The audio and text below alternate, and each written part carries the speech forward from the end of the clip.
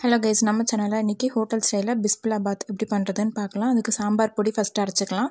அதுக்கு என்னென்ன தேவைன்னு பார்த்துடலாம். 1 ஸ்பூன் உளுத்தம்பருப்பு, 1 ஸ்பூன் கடலைப்பருப்பு, ஒரு 1/4 ஸ்பூன் வெந்தயம், 1 ஸ்பூன் தனியா, 1 ஸ்பூன் சீரகம், ஒரு 7-8 மிளகு, கொஞ்சமாக ஒரு துண்டு பட்டை, 2 லவங்கம், 4 காஞ்ச மிளகா.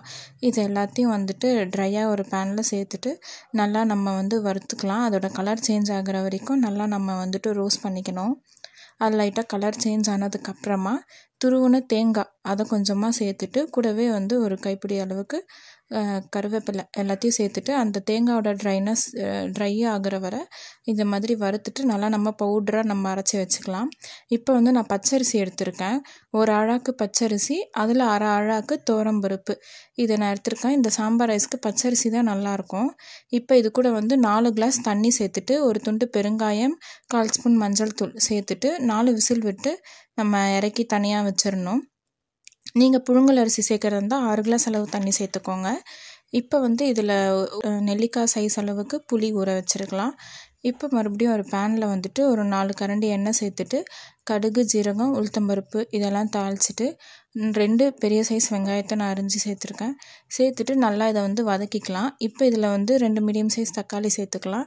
ஏன்னா நம்ம புளியும் ஊற்ற போகிறோம், அதனால் 2 தக்காளி போதும். இப்போ இது ரெண்டும் நல்லா வதங்கினதுக்கப்புறமா இதில் நம்ம எடுத்து வச்சுருக்க வெஜிடபிள்ஸ்லாம் நம்ம ஆட் பண்ணிக்கலாம். நான் இன்றைக்கி கேரட், கொடமிளகா, முள்ளங்கி, அப்புறம் ஒரு கத்திரிக்காய். நீங்கள் இது கூட உருளைக்கிழங்கு, பீன்ஸு, முருங்கைக்காய் இதெல்லாம் சேர்த்துக்கலாம், அவரைக்காய். நான் இன்றைக்கி ஆனால் இது மட்டும்தான் சேர்த்துருக்கேன். நிறைய வெஜிடபிள்ஸ் சேர்த்தாலும் நல்லாயிருக்கும் சூப்பராக. இப்போ காய்கறி வதங்கிறதுக்கு கொஞ்சமாக உப்பு சேர்த்துக்கலாம். ஒரு 1/4 ஸ்பூன் உப்பு சேர்த்து நல்லா நம்ம வதக்கிக்கலாம். இது நல்லா வதங்கணும். காய் நல்லா கொஞ்சம் வதங்கினதுக்கப்புறமா இதில் 2 ஸ்பூன் மிளகாத்தூள் சேர்த்துக்கிறேன். இப்போ இந்த குழம்புல கொஞ்சம் எல்லாமே லைட்டாக அதிகமாக இருக்கணும், காரம் புளிப்புலாம். அப்போ தான் நம்ம ரைஸோட அவ்வளோ ரைஸில் கலக்கும்போது நமக்கு கரெக்டாக இருக்கும். இப்போ மிளகாத்தூள், மஞ்சத்தூளும் சேர்த்துட்டு நம்ம வதக்கி விட்டுக்கலாம். காயோடு சேர்ந்து நல்லா மிக்ஸ் பண்ணிவிட்டு இதில் 1 கிளாஸ் ஃபுல்லாக வாட்டர் சேர்த்துக்கலாம். தண்ணி சேர்த்துட்டு இதையும் நல்லா கலந்து விட்டுட்டு இது ஒரு 5 to 8 மினிட்ஸ் நல்லா கொதிக்கட்டும். கொதிக்கிற வரையும் மூடி போட்டு கொதிக்க விட்டுருங்க. இப்போ இது நல்லா கொதித்ததுக்கப்புறமா நம்ம பவுடர் பண்ணி வச்ச சாம்பார் பவுடர் அதை இதில் ஒரு 3 ஸ்பூன் ஃபுல்லாகவே சேர்த்துக்கலாம். நல்லா சேர்த்துட்டு இதுதான் நல்லா ஸ்மெல்லாக இது ஒரு தனி டேஸ்ட் கொடுக்கும். அதனால் இந்த பவுடரை கண்டிப்பாக ஆட் பண்ண மறந்துடாதீங்க. இப்போ இதை நல்லா மிக்ஸ் பண்ணி கொடுத்துடலாம்.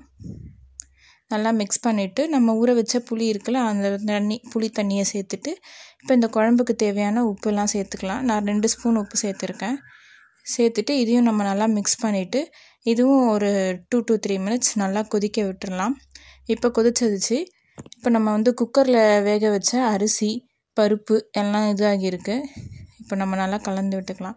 இந்த மாதிரி நல்லா கொஞ்சம் குழையாக இருந்தால் தான் நல்லாயிருக்கும். இப்போ அந்த குழம்புலாம் இதில் ஊற்றி நம்ம இந்த மாதிரி நல்லா மிக்ஸ் பண்ணிக்கலாம். சூப்பரான பிஸ்பிலாபாத் ரெடி ஆயிடுச்சு. இப்போ மறுபடியும் வானலில் நான் கொஞ்சமாக நெய் சேர்த்துக்கிறேன். சேர்த்துட்டு 2 காஞ்ச மிளகா, கொஞ்சமாக பெருங்காயத்தூள், கூடவே கொஞ்சம் கருவேப்பிலை சேர்த்துட்டு ஸ்டவ் ஆஃப் பண்ணிடலாம். இது கூட முந்திரி பருப்பும் நீங்கள் சேர்த்துக்கலாம், நல்லாயிருக்கும். இப்போ கொத்தமல்லி தூவி இறக்குனா சூப்பராக ஹோட்டல் ஸ்டைலில் பிஸ்பிலாபாத் ரெடி ஆகிடுச்சு. நீங்களும் இதை கண்டிப்பாக ட்ரை பண்ணி பாருங்கள், சூப்பராக இருக்கும். இந்த வீடியோ உங்களுக்கு பிடிச்சிருந்தால் லைக், ஷேர் அண்ட் சப்ஸ்கிரைப் பண்ணுங்கள். தேங்க்ஸ் ஃபார் வாட்சிங்.